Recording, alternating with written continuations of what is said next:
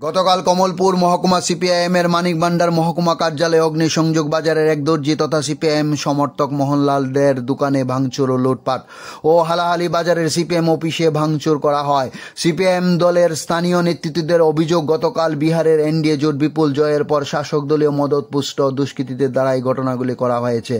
আজ সকালে ধলাই জেলার সম্পাদক অঞ্জন দাস, মহকুমা সম্পাদক অমর ভট্টাচার্য, সম্পাদক মণ্ডলীর সদস্য সুলমান আলী এবং উপজাতি নেতা ভদ্রভূম হালাম সহ প্রতিনিধি দল পরিদর্শন করেন গোটা ঘটনাগুলি। দলীয় নেতৃত্বরা এই ঘটনার পরিপ্রেক্ষিতে তীব্র নিন্দা জানিয়েছেন। খোয়াই টাইমস বাংলার পক্ষে আমবাসা প্রতিনিধির প্রতিবেদন।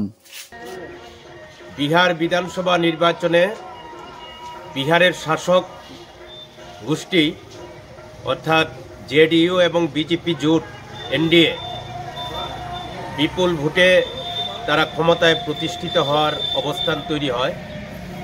এই জয়ের খবর আসার সঙ্গে সঙ্গেই কমলপুর মহকুমায় বিশেষ করে ব্যাপক চাঁদাবাজি শুরু হয় এবং মানিক ভান্ডারের একজন ক্ষুদ্র ব্যবসায়ী টেইলার মোহনলাল দে, তার দোকানে হামলা হয়